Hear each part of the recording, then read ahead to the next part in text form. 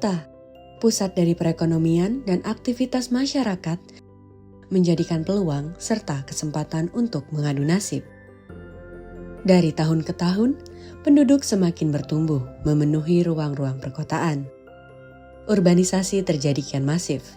World Bank menyebutkan pada tahun 2021, 57 penduduk dunia tinggal di wilayah perkotaan dan diproyeksikan mencapai 68% pada tahun 2050 atau sebanyak 2,5 miliar populasi akan bertumbuh. Artinya lebih dari setengah populasi dunia akan bertumpu di wilayah perkotaan. Semakin cepat urbanisasi berimplikasi pada masifnya kebutuhan ruang perkotaan dan urban sprawl. Dipicu oleh meningkatnya kebutuhan hunian, meningkatnya kebutuhan fasilitas perekonomian dan layanan perkotaan, serta utilitas dan infrastruktur menyebabkan tergerusnya lahan-lahan hijau perkotaan yang berubah menjadi tiang-tiang penyangga bangunan. Harga tanah yang semakin melambung tinggi dan tidak terjangkau bagi semua kalangan. Hingga tahun 2020, backlog perumahan meningkat sebesar 11%, atau setara dengan 12,75 juta unit. Bahkan, harga perumahan meningkat sebesar 15% jika dibandingkan sebelum masa COVID-19. Di sisi lain, urbanisasi yang begitu cepat berdampak pada memburuknya perubahan iklim global. Suhu udara yang memanas memaksa kita menggunakan pendingin udara dan meninggalkan jejak karbon. Keseimbangan alamnya hilang harus dibayarkan dengan bencana alam yang semakin hari semakin sering terjadi. Dunia akan lebih terancam dan kita akan lebih sering disapa oleh banjir, angin kencang, tanah longsor, dan gelombang tinggi. Ditambah dengan tekanan pandemi COVID-19 yang telah kita lalui selama 3 tahun hingga hari ini. Pandemi COVID-19 merupakan pukulan yang keras bagi seluruh penduduk di dunia. Selama 2 tahun, kita dipaksa untuk lebih banyak berdiam diri di dalam rumah. Kegiatan ekonomi terhambat, proses belajar mengajar terganggu, dan kegiatan mobilitas dibatasi. Selama itu pun pertumbuhan perekonomian, khususnya di Indonesia, mengalami penurunan sebanyak 2% menurut data Kementerian Keuangan. Banyak penduduk yang kehilangan mata pencahariannya sehingga tercatat peningkatan pengangguran terbuka sebanyak 6,65% pada tahun 2020. Tentunya dampak tersebut berimplikasi pada peningkatan kemiskinan. Pada awal masa COVID-19, data BPS menyebutkan persentase kemiskinan mencapai 10,19% dibandingkan sebelum COVID-19 melanda. Tekanan urbanisasi, perubahan iklim, dan pandemi COVID-19 berdampak pada kualitas kehidupan masyarakat perkotaan dan mengancam kelayak hunian kota. Sehingga kota yang layak huni menjadi sebuah keniscayaan, mengingat kota adalah pusat aktivitas dan perekonomian. Ya, kelayak hunian kota sebenarnya adalah satu indikator yang mencerminkan standar hidup ya di seluruh dunia. Jadi pendekatannya pada bagaimana warga kota mengalami kehidupan di dalam perkotaan. Di dalam tujuan pembangunan perkotaan, kelayak hunian ini menjadi bottom line atau dasar ya sebelum kita melanjutkan pada yang disebut quality of life atau kualitas hidup. Nah, setelah kualitas hidupnya membaik, biasanya kita nanti di ujungnya ada yang disebut dengan well-being atau kita sudah menjadi manusia seutuhnya. Katakanlah sudah sejahtera, sudah sentosa, makmur. Nah, jadi kalau kota ingin membangun ruang, membangun kehidupan warga kotanya dengan baik, maka langkah pertama yang harus dilakukan adalah memenuhi kriteria dari layak huni atau livability ini. Nah, livability sendiri sebenarnya bisa diukur dari berbagai macam pendekatan. pendekatan pertama adalah pendekatan dengan menggunakan data. Ya, data yang kita kumpulkan dari berbagai wali data atau provider data mengenai status ya, pelayanan infrastruktur maupun sarana-sarana perkotaan. Tetapi juga ada yang kedua, pendekatan persepsi atau yang kita sering sebut dengan Perceived Based Index, yang merangkum atau memotret apa perasaan, apa kepuasan dari warga kota dalam rangka dia memenuhi kebutuhan di kota itu. Misalnya dia ingin berwisata, dia ingin bekerja, seperti apa dia mempersepsikan. Nah, kedua pendekatan ini saling melengkapi sebenarnya. Dan itu sudah diatur juga di dalam Peraturan Pemerintah Nomor 59 Tahun 2022 tentang Perkotaan yang menjadi turunan dari Undang-Undang Pemerintahan Daerah. Nah, jadi memang sebaiknya kota ke depan harus bisa menjadikan indikator kelayak hunian ini sebagai dasar atau referensi mereka dalam mengembangkan kotanya, membangun warganya untuk menuju pembangunan yang berkelanjutan. Kelayak hunian ini juga penting karena kita melihat banyak sekali kota yang dibangun fisiknya, tapi tidak bisa digunakan ya, atau bisa dimanfaatkan oleh warganya secara langsung. Karena kita melihat banyak sekali mungkin kelompok warga kota yang rentan dalam hal fisik, misalnya teman-teman difabel dan juga lansia, kita sebut saja DILANS. Lalu akses bagi kelompok miskin karena dia tidak punya biaya untuk mendapatkan layanan perkotaan tersebut, ataupun kelompok rentan yang lain karena alasan-alasan lain. Nah, jadi kita harus melihat kelayak hunian ini dari perspektif mereka juga. Karena itu dengan visi New Urban Agenda, Cities for All, jadi kota untuk semua, maka kota itu harus hadir untuk seluruh kelompok masyarakat, tidak terkecuali juga adalah teman-teman yang tadi dari kelompok rentan. Diharapkan kelayak hunian ini juga bisa menjadi acuan periodik ya. Jadi setiap 2 tahun, setiap 5 tahun kita akan ukur sehingga kita bisa betul-betul tahu bagaimana perkembangan status dari kelayak hunian kota-kota Indonesia. Lalu bagaimana sebenarnya kelayak hunian ini dengan konteks indikator pembangunan perkotaan secara global ya. Kita tahu kita sudah punya SDG, Sustainable Development Goals. Di Indonesia sudah ditetapkan, diratifikasi dalam Perpres tentang tujuan pembangunan berkelanjutan. Nah, apa yang menjadi ukuran dari SDG juga menjadi ukuran dari kelayak hunian kota ini. Ya, karena tadi misalnya di SDG 11 tentang SDG perkotaan itu terlihat sekali bahwa goals-nya adalah kota dan pemukiman yang aman dan nyaman serta berkelanjutan untuk pencapaian kota tersebut.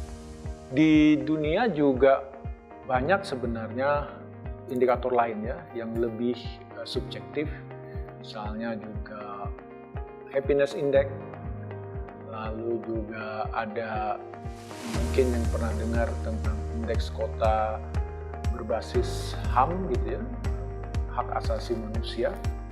Jadi itu sebenarnya berkembang karena ada suatu tuntutan ya pada spesifik aspek dari livability.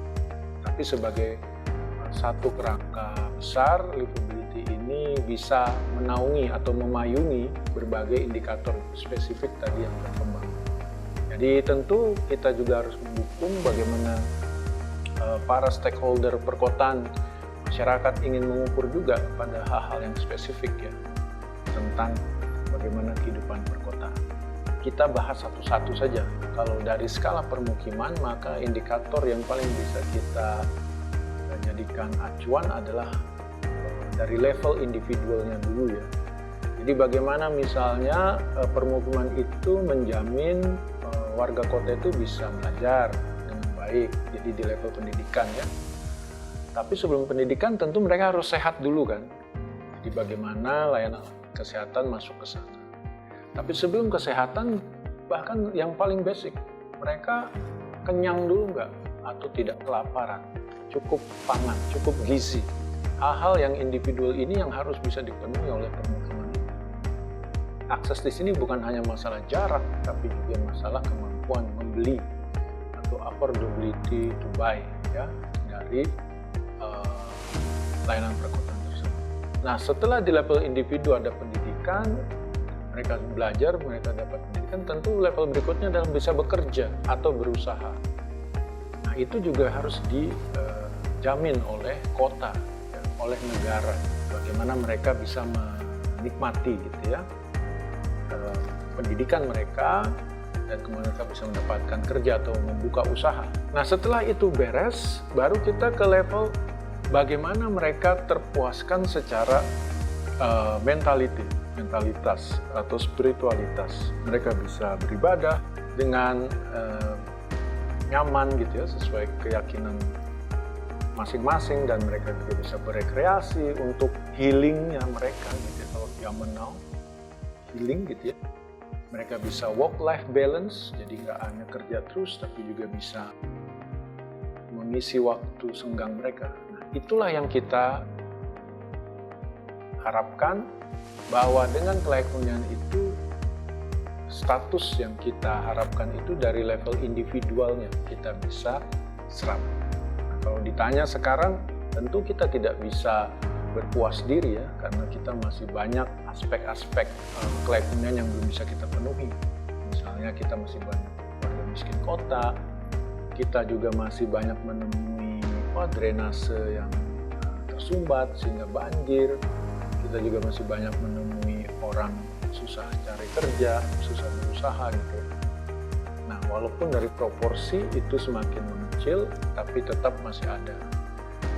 Nah, itu yang status itu sebenarnya harusnya dilaporkan oleh pemerintah. Jadi dulu ada namanya buku State of Indonesian Cities ya. Jadi sebenarnya di dalam salah satu State of Indonesian Cities itu ada variabel-variabel dari kelayak hunian. Nah, tentu juga akan berbeda statusnya antara kota metro dengan kota kecil ya. Nanti kita bisa lihat hasil indeks yang dikeluarkan oleh IAP, Most Livable Cities Index ini, apakah kota-kota kecil lebih mendominasi daripada kota-kota besar. Karena secara teori sebenarnya semakin besar kotanya, semakin menjanjikan lapangan usaha, lapangan kerja yang lebih luas ya. Tapi di situ juga ada kompetisi, di situ juga ada keterbatasan ruang, ada harga lahan, harga properti yang besar, sehingga ketika orang itu tidak bisa berkompetisi, maka dia juga akan merasakan ketidakberpihakan tersebut. Nah, mudah-mudahan dengan apa yang kita bicarakan tentang kelayak hunian ini bisa semakin mendorong fokus ya dari pemerintah, khususnya pemerintah daerah dalam membangun kotanya ke depan.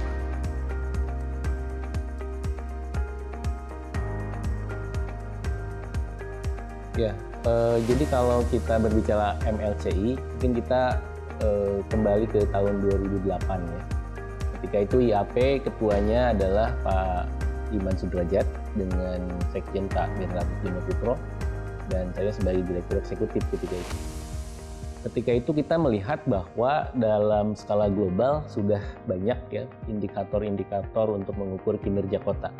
Misalkan World City Index ya, atau World Livable City Index gitu. Tapi di Indonesia belum ada. Ketika itu dengan inisiatif dari Pak Sekjen, Pak Berni, mencetuskan ide untuk membuat Indonesia Most Livable City Index. Itu tahun 2008. Pada suatu saat di 2009 itu kita melakukan sebuah press con dengan mengundang media ya, kurang lebih 20 media. Ketika itu kita nyatakan bahwa IAP akan melaksanakan survei Most Livable City Index. Dan alhamdulillah ketika itu MLCI pertama bisa dilaksanakan tahun 2009. Salah satu Most Livable City Index tahun 2014 ya, yang ketiga itu ketika waktu itu Kongres Erop di Indonesia di Jakarta ya, di salah satu koran nasional di headline-nya itu memuat tentang hasil Most Livable City Index tahun 2014. Nah itu saya juga dikasih tahu Pak Berni, ini dan kamu baca, katanya seperti itu. Pertama ya sangat mengharukan ya, cukup membanggakan ya, sangat bangga sekali, dan kita surprise juga diakui hasil kerja kita. Most Livable City Index itu diakui secara nasional, tidak hanya di internal IAP tapi juga stakeholder, publik secara nasional dan internasional bahkan, karena beberapa kali kita juga diundang untuk mempresentasikan ya hasil Most Livable City Index ini di forum-forum kongres internasional. Nah, tentunya pencapaian ini ya kita harapkan bisa terus berlanjut di masa yang akan datang. Perception base kita pakai ya karena kita ingin mencari sebuah pendekatan di mana itu berdasarkan hasil yang real ya, dirasakan oleh masyarakat ya. Dan juga pendekatan yang ketika itu istilahnya simple, actual, dan snapshot gitu.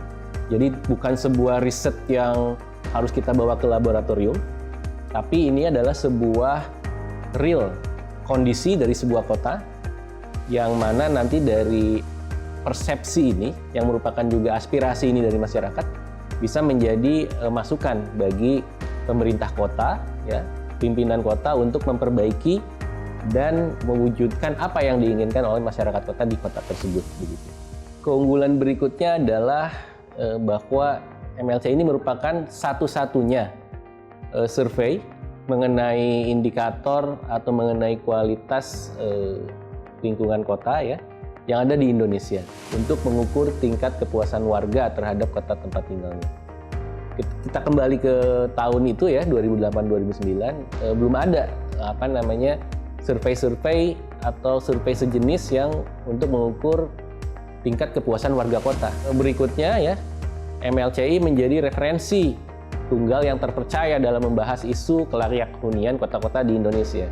Ya mungkin salah satu pendekatan lintas sektor tadi ya, lintas variabel, lingkungan hidup, infrastruktur, kesehatan, kualitas tata ruang ya, itu semua ada di situ dalam sebuah indeks yang tunggal ya, tapi memuat banyak aspek, banyak sektor, sehingga itu menjadi referensi tunggal yang terpercaya dalam hal isu kelayak hunian kota-kota di Indonesia. Keunggulan lainnya, MLCI melibatkan para ahli di bidang perkotaan.